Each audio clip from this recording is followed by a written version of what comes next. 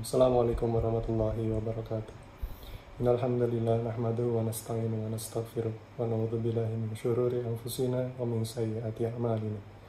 May yahdihillahu fala mudilla lahu wa may yudlil fala hadiya lahu. Asyhadu an la ilaha illallah wahdahu la syarika lahu wa asyhadu anna Muhammadan abduhu wa rasuluh la nabiyya wa rasulan ba'dah. Rabbi shrah li sadri wa yassir li amri wahlul 'uqdatam min lisani yafqahu qawli. Amin. Wa qala Allah ta'ala fi kitabil karim, a'udzu billahi minasy syaithanir rajim. Bismillahirrahmanirrahim. Innal ladzina qalu rabbuna Allah tsumma istaqamu tatanazzalu 'alaihimul malaikah alla takhafu wa la tahzanu wabshiru bil jannah allati kuntum tu'adun. Shadaqallahul adzim. Sahabat Arayan dan pemirsa yang dirahmati Allah, jika kita ditanya dari Ramadan yang telah kita lalui selama ini, manakah yang terbaik menurut kita? Manakah yang paling insightful? Manakah yang paling berkesan bagi kita? Bila Ramadan mampu membekas dalam keseharian hidup kita, yang menjadikan diri kita menjadi lebih baik dari sebelumnya, yang tercermin dari perilaku kita, amal soleh dan ibadah kita, maka boleh jadi, boleh berharap, pertanda bahwa kita lulus dengan predikat takwa. Karena memang Allah jadikan Ramadan sebagai sarana bagi kita untuk menjadi insan yang bertakwa.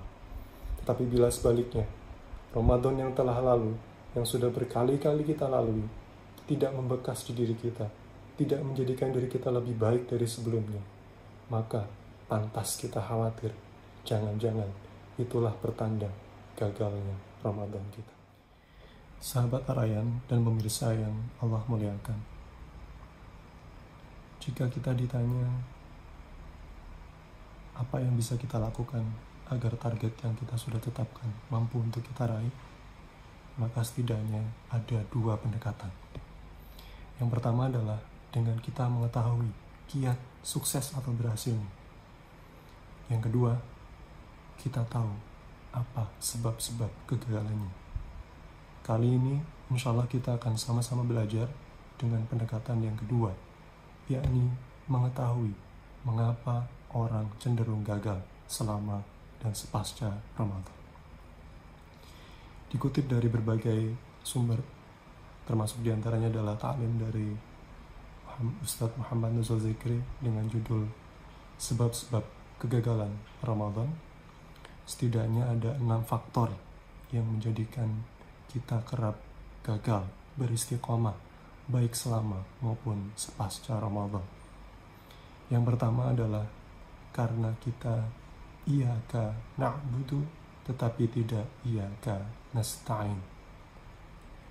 Salah satu ikrar atau janji kita kepada Allah yang kita lafazkan minimal 17 kali dalam sehari, dan di bulan Ramadan insya Allah menjadi jauh lebih sering atau lebih intens kita lafazkan, adalah bahwa kita hanya kepada Allah menyembah dan hanya kepada Allah juga kita meminta pertolongan. Tetapi mari kita berintrospeksi diri. Benarkah kita sudah menggantungkan segala asa, harap, dan pinta hanya kepada Allah? Betapa sering Allah justru kita jadikan tempat untuk berkeluh kesah adalah ketika pertolongan dari makhluk gagal kita dapatkan atau berhasil kita dapatkan tapi tidak sesuai dengan keinginan dan harapan. Maka agar kita tidak gagal selama dan sepasca Ramadan, Allah harus kita jadikan sebagai yang pertama, yang utama, dan yang selamanya. Baik untuk urusan yang besar maupun kecil, untuk urusan yang cius maupun santuy, untuk urusan yang berbobot ataupun receh. Kalau kita ingat, ada sebuah kalimat iklan yang sedemikian lekat dalam memori kita. Apapun makanannya, minumnya, titik-titik sosro, apapun masalahnya, kita bisa singkat poin yang pertama ini dengan meringkasnya menjadi apapun urusannya, minta tolongnya kepada Allah Subhanahu wa Ta'ala. Poin yang kedua, mengapa kita kerap gagal selama dan sepasca Ramadan adalah karena kita tidak membuat agenda yang khusus, yang rigid, yang ketat selama dan setelah Ramadan. Kita sering mendengar pepatah atau kalimat yang mengatakan bahwa gagal merencanakan sama dengan merencanakan kegagalan. Maka demikian pula halnya dengan Ramadan. Tanpa menetapkan target yang khusus, dengan timeline, dengan action plan yang detail, yang rigid dan ketat, serta kesungguhan dan konsistensi dalam mengamalkannya, maka akan sulit rasanya bagi kita untuk bisa meraih keberhasilan dan meraih predikat takwa.